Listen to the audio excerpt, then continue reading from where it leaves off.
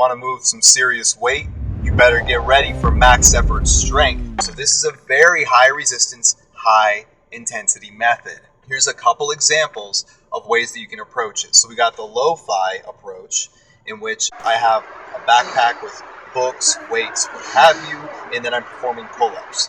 If you're doing pull-ups, 6 to 10 of them, you're actually at a different type of strength method rep range.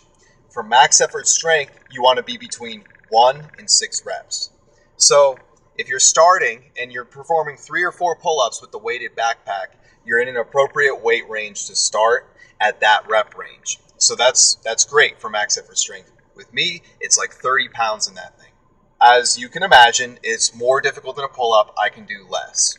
I give myself 3 to 4 minutes of rest, and then I repeat 3-4 times, and then each time I go into a conditioning session, 1 week after the next, I'm increasing the volume a little bit, 10 to 20%. For a few weeks, you increase the volume a little bit. After a deload week, you keep that exact same volume, or you drop it down just enough to be able to start at a higher weight range, and then you increase weight range from there on out. So as an example, let's say I start off, I'm doing 3 or 4 of these weighted backpack pull-ups at about 30-35 pounds.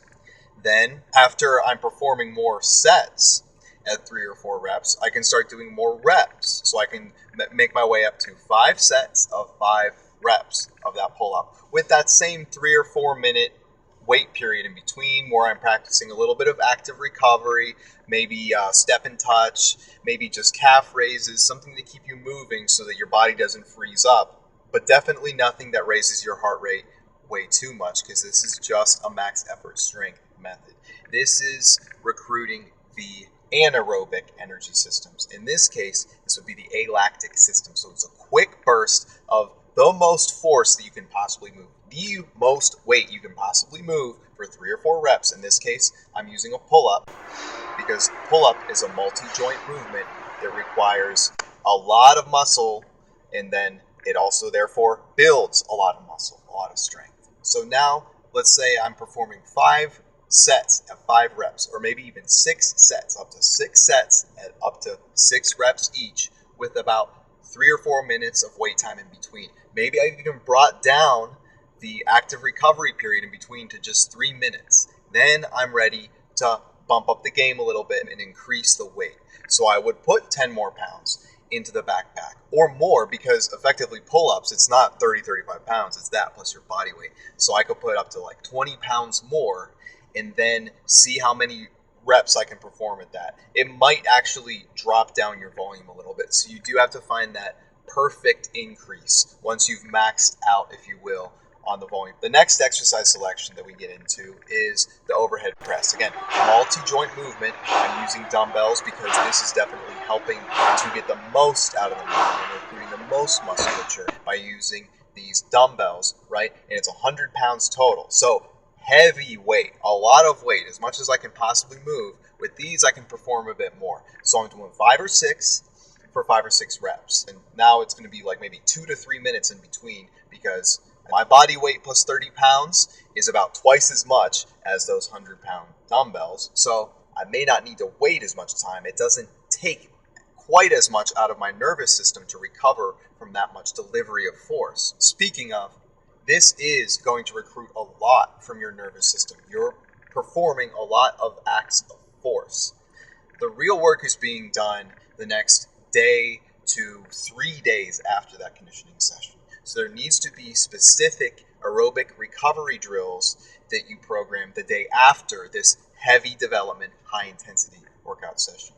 So for some suggestions of what you can and should do on a recovery day workout, why don't you click that link below? I have Recovery Monday videos at your disposal. So go ahead and why not take a look at that playlist too. No gym, no problem. How about a bonus tip? You can use the backpack and do some push-ups. You can also lose the backpack and do some incline push-ups, or even all the way straight up and down, pretty much handstand push-ups with your feet stabilized against a tree out at the park or a wall. No one's going to call you crazy except for how courageous you are for performing this max effort strength drill. Now I'm kind of guessing here, but it's probably going to be at about that rep and resistant range where you're definitely working more along the lines of an alactic drill only of max effort strength. So again, it's going to be about 1 to 6 that you're going to be able to do with repeated sets and a consistent amount of space in between. So everybody want to act all hard and stuff and say, well, I can do more push-ups, I can do more weighted backpack pull-ups than Coach Thomas. Can you do that 18 times? Can you do that 3, 4, 5 times consistently in a row with the same amount of rest period and the same exact movements in between without completely dying? That's strength and conditioning. That's your challenge.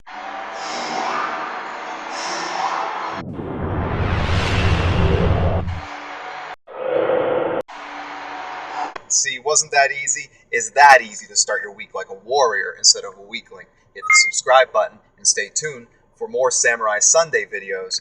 And be sure to click that link in the description below for Recovery Monday tips. Your recovery workout is a very important, if not the most important workout of your conditioning regimen because it consolidates all of the work you've done and solidifies and sustains those gains.